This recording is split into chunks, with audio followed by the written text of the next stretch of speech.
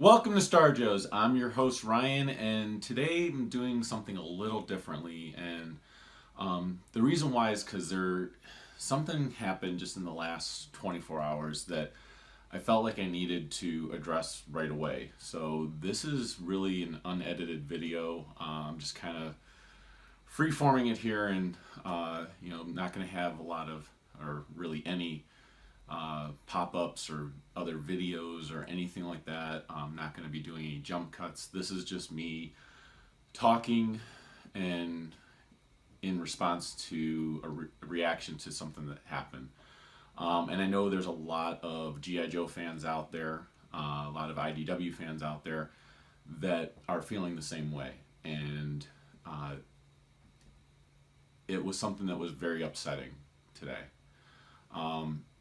So right now, IDW is publishing a G.I. Joe comic, and the author of this is Aubrey Sitterson. And I initially had read Aubrey's stuff with a crossover that was done, which was G.I. Joe versus Street Fighter. And I thought it was okay. It was a bit predictable, but it wasn't bad. And I heard that what a passion that Aubrey had for the G.I. Joe property. And I was like, well, that's really cool. And I heard that he was going to be put on the new G.I. Joe book that was coming out of Revolution. And I was like, okay, I'll give the guy a shot and everything else. And I heard a lot of complaints about how he was doing G.I. Joe, the art in it and everything else. And I gotta admit, I wasn't one that was a big fan of the art. But I was like, I'm going to give it a chance. I give everything a chance when it comes to, 80s properties and everything else. And I read the G.I. Joe book, and I really enjoyed the first couple issues. I thought it was enjoyable. It was different. I still wasn't a fan of the art, but it was different. And it had more of a feel of the old 80s cartoon. And so I was actually really enjoying it. Read the next few issues, and I was like, okay, this is still fun and overall enjoyable, but it's getting on that cheesier side of what the 80s cartoon was like. But I was like, you know what, I enjoyed the 80s cartoon. I'm still enjoying this for the most part. Then I heard that it was ending, and that after Strike Force happened, we would be getting a new G.I. Joe series, which was Scarlet Strike Force. And it was originally called G.I. Joe Unmasked because it was going to be like Mask and G.I. Joe getting together, which is still part of this new title. But it looked like it was very zany. It looked like it was, there's dinosaurs involved and Cobra Vipers that were actually snake people and stuff. So I was like, all right, this is way out there. But again, I thought that with the first series that Aubrey was doing, and I actually wanted to have Aubrey on the show, on the podcast that we do for Star Joe's, and kind of get his take on, where he's going and why he's excited and things like that. And then on Labor Day, he made a comment about burning a boss in effigy. And there was a lot of Joe fans that got really upset by this. And I was like, okay, it's in poor taste as far as what he was saying. But this is a guy who seems to come across as very anti-corporation, anti-capitalism, which seems kind of weird for someone that's writing a book called G.I. Joe, A Real American Hero, or that his book isn't G.I. Joe, A Real American Hero, it's just G.I. Joe, so maybe he's taking the American Hero part of it out of it. It just seemed weird, but I was like, I'm going to give the guy benefit of the doubt. Maybe if I do have him on the show, I can give him a chance to kind of explain what he meant by that and everything else. And then 9/11, the date of 9/11 happened. And not the tragedy itself, but just the most recent date of 9/11 happened. And he goes to Twitter again. And what he puts is, oh good, it's self-centered national tragedy remembrance from people who weren't even anywhere near New York City Day. And a lot of people, including myself, were really upset by this. You don't get to dictate how people felt about that day. It was 16 years ago. and we're still feeling the effects of that day. Like, it still lives in all of us. And he followed it up trying to almost justify why he was saying what he was saying by actually saying, I'm catching flack for this, but as a guy who stood in the streets of Lower Manhattan where he lived and watched it all unfold, F you. So he's basically saying, you guys are giving me flack, but I was there, I lived there. You don't know what it was like, so F you. And I'm saying that rather than the actual language he used, because I try to keep this relatively clean. But you also weren't there when people were dying and losing their loved ones. And maybe you did lose a loved one, I don't know. But there were people there that lost actual loved ones. So you don't know what they were experiencing. You don't know how it affected other people across the country. Was it horrible for someone that lived in New York? Absolutely. I can't even imagine what it was like living there and having this happen. And maybe that makes it feel way more personal for you. I had family that lived in New York. They thankfully were all fine. I know other people that weren't so lucky. And they weren't there in New York, but believe me, they felt the effects of it. And if they want a little bit of sympathy for it, I think they're entitled to that. I think they deserve that. I think they deserve your respect. So just because you can't deal with your own post-traumatic stress from it, you don't lash out at everybody else that's trying to deal with it in their own way. It's uncalled for. It's unprofessional. You're a public figure at this point. You're someone whose message is out there for people to consume and to pay attention to. And you can't show any respect to the people who are out there that actually feel something about that day.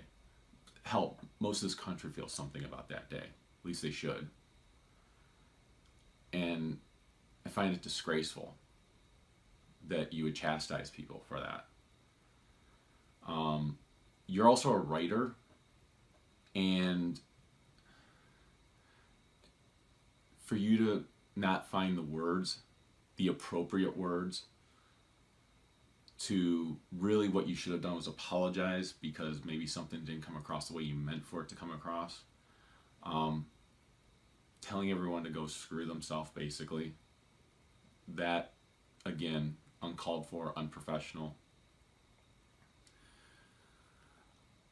I'm sorry, I'm just having a really hard time with this.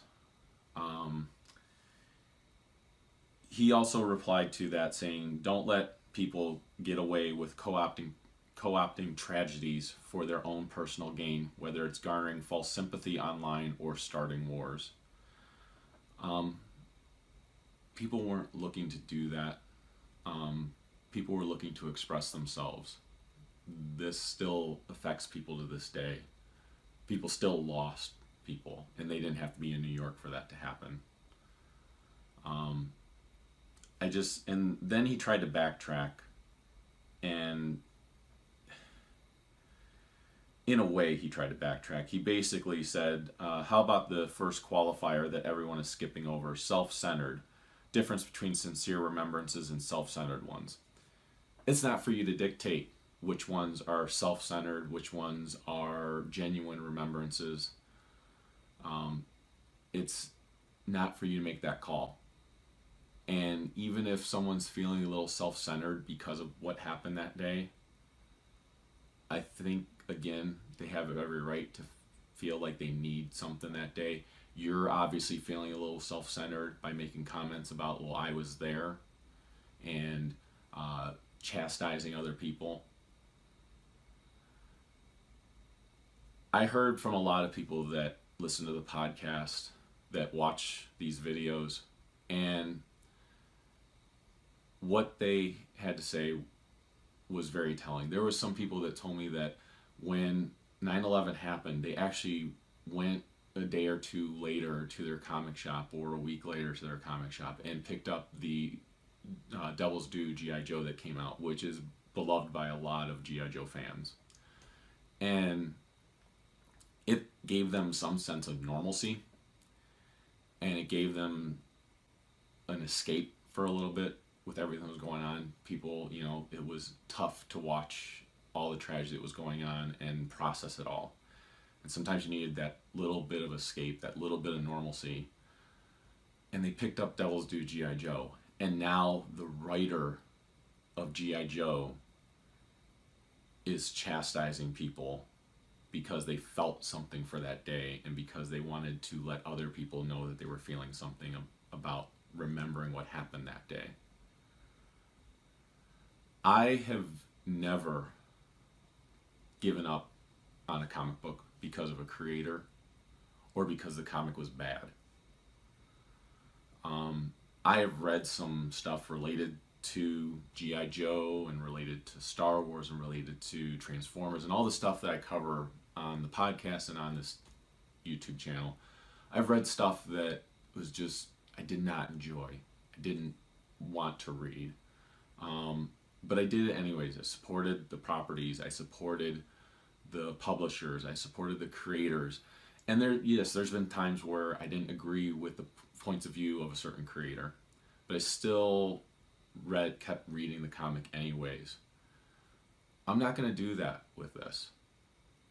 I hope IDW sees this. I hope IDW is listening to their fans. But when you employ a creator like this that doesn't care about America or doesn't care about the people in America and how they might be feeling, and you put that person on a title that's all about the American spirit, or should be all about the American spirit and all about people overcoming things, I don't know what to say. And I have never given up on a comic before. I have never said I'm not going to buy that comic because of something somebody said or something somebody did. I'm doing that with this comic, though. I'm not picking up Scarlet Strike Force as long as Aubrey Sitterson is writing it. I'm never going to buy another comic ever written by him. He doesn't want to apologize. So even if he does come out and apologize, it's going to be fake. IDW has sent form letters back to people that have sent them messages about this comment that was made by Aubrey. And the form letter apologizes for Aubrey. But the thing is that he is not sorry for what he is saying. And as long as he's not sorry about it, and as long as he feels no remorse for it, then none of us should feel any remorse for not supporting the comic that's coming out. The last G.I. Joe comic sales were tanking. It has a lot to do with the product that's being put out. It has a lot to do with the creator. He self-proclaims on Twitter all the time about being an amazing writer. You know what? And I get it. You have to promote yourself. Your writing's mediocre at best. Did I enjoy it? Yeah, I enjoyed it. Still about average, though. And if you're going to put out stuff like this and criticize people, and this isn't about me. This isn't about me at all. It's not about my show. It's not about anything. It's not self-centered why I'm doing this. It's because I've listened to people that are out there that support this property so much, and you've insulted every single one of them, and you don't care. Realize you made a mistake. Realize what you said was insensitive to other people. But I know you don't feel that way. So I'm asking anyone out there that's listening that feels the same way as I do right now to please not support this book. Send IDW a message letting them know. Be professional about it. Do not attack Aubrey at all. Don't attack him directly. He's not going to want to listen anyways. But let IDW know with your wallet. Let them know with any messages you want to send them. But again, be professional about it. Let them know how this has affected you. Let them know how this has hurt you. And for anyone out there that did lose somebody during 9/11, or anyone that's lost anyone at any time, you know, you have my sympathies, and I don't care how you express it. I don't care if it's self-centered for you. I don't care if it's however you want to express it, you express it. I really want to know what you guys think about this. I hope you'll leave comments down below. I did not monetize this video. I'm not looking to profit from it in any way. It was just a message I needed to get out there. And again, it's not edited, so I apologize. It might not be as polished as some past videos. But again, I hope that you guys will listen to it. I hope IDW listens to it. I hope you'll share this with other people that feel the same way, and let you guys know that you're not alone. Doing something like this is disgraceful, and no company should be proud to have somebody representing them that does put something out there like this. Guys, take care, and I look forward to seeing you in the next video with a bit of a happier topic. Thanks.